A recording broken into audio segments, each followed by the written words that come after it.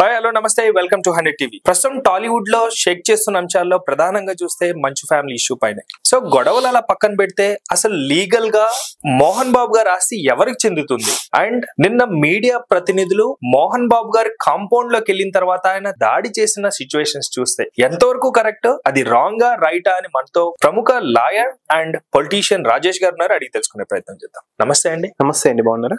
బాగున్నాను sir, thank you so much. అయితే ప్రస్తుతం మంచు ఫ్యామిలీ పైన ప్రతి ఒక్కరు కూడా యాక్చువల్ గా ఆస్తి తగాదాలే. అయితే అసలు ఆస్తి ఎవరికి చెందుతుంది? అండ్ నిన్న మీడియా ప్రతినిధులు ఎవరైతే మోహన్ బాబు గారు కాంపౌండ్ లోకి వెళ్ళిన తర్వాత వెళ్ళటం కూడా మనోజ్ గారి తీసుకెళ్లారన్న ఆ మాట కూడా వినిపిస్తుంది. అది అసలు కరెక్టా కాదా? అలాగే మోహన్ బాబు గారు దాడి కూడా చేశారు, యాక్చువల్ గా మైక్ తీసుకొని ఆ రిపోర్టర్స్ పైన దాడి చేశారు ఫిజికల్ గా కూడా. సో అది ఈ రెండింటి పైన న్యాయపరంగా ఎలా చూడాలి, ఎంతవరకు కరెక్ట్? న్యాయపరంగా ఆలోచిస్తే 100కి 1000% తప్పండి. ఏదైనా ఎవరింట్లో అయినా సరే, మీ ఇంట్లో, మా ఇంట్లో, ఇంటి పక్కన ఇంట్లో, ఇంట్లో అయినా గొడవలు అనేది సర్వసాధారణం. ప్రతి ఒక్క ఇంట్లో మట్టి పొయ్యే ఉంటుంది. మట్టి పొయ్యి మీద అన్నం, పప్పు, చాయ్ అన్ని పెట్టుకుని బంగారు పొయ్యి మీద నోట్లు కట్టల కాలు పెట్టి అన్నం వండుకోం కదా. అంటే పంచాయతీ అనేది ప్రతి ఒక్క ఇంట్లో ఉంటుంది. అంతెందుకు మోహన్ బాబు హీరో, ఏ హీరోకి పంచాయతీ కాలేదా? చిరంజీవి గారి కాలేదా పంచాయతీ? 10 సంవత్సరాల బ్యాక్ అయింది కదా. ఎంత పద్ధతిగా, ప్రణాళికగా, ఒక ప్రోటోకాల్ ప్రకారంగా ఇష్యూని సాల్వ్ చేసుకున్నా లేదా? ఆ కాన్సిక్వెన్సెస్ తర్వాత సంగతి. సామవేద దండోపాధ్యాయులు ఉపయోగించడం తర్వాత సంగతి. అప్పుడు మీడియా నా కూతురు విషయంలో ఎందుకు టెలికాస్ట్ చేస్తున్నావు అని అన్నారా? Got it my point. ఆ టైంలో ఎంత పద్ధతిగా మీడియా ముందుకు వచ్చి అమ్మ రామ్మ మేము ఆహ్వానిస్తాము. అంతేందుకు నాగార్జున గారు కూడా వచ్చింది 2-3 months బ్యాక్. అంతేగాని మీడియా మీద అగెనెస్ట్ దాడి చేశారా? తప్పు కదా. సూర్యకాంత్ అన్నప్పుడు నాగార్జున ప్రణాళికల బద్దంగా మనోరంజన్ కాంప్లెక్స్ కి వెళ్ళి civil and criminal defamation as per law he approached. ఈయనకు కూడా ఏముంది, మీ ఇంటికి వచ్చిండు, నీ కొడుకు మనోజే కదా పిలిచింది మీడియాని. మీ మనోజ్ నీ ఇంటోడు కాదా? మళ్ళీ అన్నప్పుడు మనోజ్ పెళ్లి చేసింది కూడా మీరే కదా లాస్ట్ 1 year 1.5 year బ్యాక్. మొన్న దీపావళి కాడికి మొత్తం మీరు మనసని పేల్చుకున్నారు, అది మీ ఫ్యామిలీ కాదా? అంటే ఒక ఇంట్లో నీ కొడుకున్నప్పుడు నీ కొడుకు ఫ్రెండ్స్ హెంచ్మెన్ వాళ్ళ రిప్రజెంటేటివ్స్ రావద్దు, నీ వాళ్ళే రావాలి. అదే న్యాయం అండి. అయితే విష్ణు గారు పొద్దున్న కాంటినెంటల్ హాస్పిటల్లో మోహన్ బాబు గారిని చూడడానికి వెళ్ళినప్పుడు ఒక సూటి ప్రశ్న మీడియా రిపోర్టర్లకు వేశారు. ఏమని? వాళ్ళు లోపలికి వచ్చారు, మనోజే లోపలికి రాకూడదని. మనోజ్కే అసలు ఆ ఇంటికి మనోజ్కి సంబంధం లేదు, అది నాన్నగారి ఇల్లు. నాన్నగారి ఇంట్లోకి గొడవ జరుగుతుంది ఇద్దరి మధ్య. ప్లస్ ఆయన రిపోర్ట్లను తెచ్చారంటే అసలు ఆయనకే ఎంట్రీ లేదండి లోపలికి.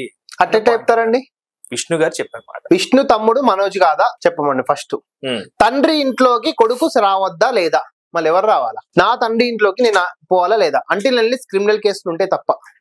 ఏదైనా క్రిమినల్ కేసులు ఉన్నాయా మోహన్ బాబుకు, మంచు మనోజ్కి ఏమన్నా? అట్లా ఎట్లా అంటారండి? బిడ్డలను, కూతులను, కొడుకులను రాని ఇల్లు ఏమన్నా ఉందా? అట్లా అంటాడు ఒక పెద్ద కొడుకు. 100% అది తప్పు. నీకేదైనా ప్రాబ్లం ఉంది అంటే go for injection order. Manchu Manoj నా ఇంటికి రావద్దు అని మోహన్ బాబు కన్సర్న్ కోర్టులో, రాజేందర్ కోర్టులో వేసుకొని ఇంజెక్షన్ ఆర్డర్ తెచ్చుకోకపోయిండు. మహేశ్వరం కోర్టు వేసుకుని ఇంజెక్షన్ ఎందుకు? మొత్తం ఒక 2-3 days లో వస్తుంది. అంతవరకు వెయిట్ చేసే ఓపిక నీకు లేదు. మరి అంటే మీడియా మామూలుగా ఇండియన్ కాన్స్టిట్యూషన్ కి, సొసైటీకి 4 స్తంభాలు ఉంటాయండి. Legislative, executive, judiciary, media, 4th estate. One of the 4th estate problem వచ్చినప్పుడు ఎంటైర్ ఇల్లు కుప్పగోలిపోతుంది. బంగ్లాదేశ్, సిరియా పరిస్థితులు వస్తాయి ఇట్లా చేస్తే, ఒక ఎస్టేట్ దెబ్బతింటే. సో 100% ఈ ఎస్టేట్ కి ప్రాబ్లం వచ్చింది కాబట్టి లెజిస్లేటివ్ ప్రభుత్వము స్పందించాలి. Executive concern CP and district collector has to take necessary action as per law. Judiciary కూడా సుమోటోగా కూడా తీసుకునే అవకాశం కూడా ఉంటుంది. అదర్వైజ్ ఎగ్జిక్యూటివ్ నుంచి వచ్చిన పిటిషన్ జ్యుడిషియరీ డెఫినెట్లీ ఎగ్జామిన్ చేసి యాజ్ పర్ లా ఆర్డర్స్ ఇస్తుంది. అయితే ఇప్పుడు అసలు ఆస్తి గొడవ అయినప్పటికీ కూడా అసలు ఎవరికి చెందుతుందండి? ఇప్పుడు నేను ఏమంటున్నానంటే, 2 అబ్బాయిలు ఉన్నారు, ఒక కూతురు ఉన్నారు, ఆవిడ సైలెంట్ గా ఉన్నారు. ఓకే, అసలు ఆస్తి మోహన్ బాబు గారి దగ్గర నుంచి ఇద్దరు పంచుకోవచ్చా, లేకపోతే ఆయన ఇష్ట ప్రకారమే ఇవ్వాలా? అది ఆ ఆస్తి అనేది స్వరార్జితమా పిత్రార్జితమా దాన్ని బట్టి ఆధారపడి ఉంటుంది. ఆయన ఓన్ గా సంపాదించుకుంటే మాత్రము విష్ణుకి ఇవ్వచ్చు, లక్ష్మికి ఇవ్వచ్చు, అదర్వైజ్ మనోజ్ కి ఇవ్వచ్చు, నచ్చిన ఎవరికైనా.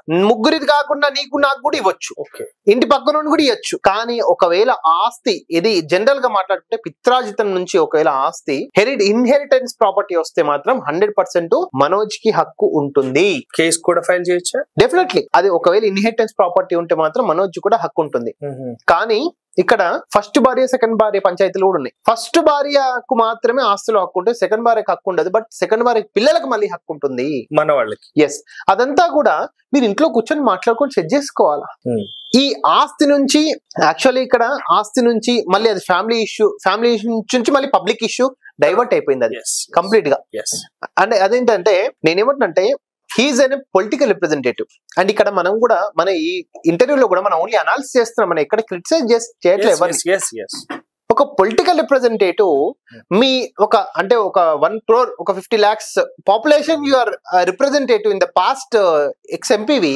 దీంట్లో మీరున్నప్పుడు ఒక మీ ఇంట్లో ఉన్న 15-20 మంది పంచాయతీ సెట్ చేయడానికి ఏం లాభం? ఇంటి పెద్ద సంయమనం పాటిస్తే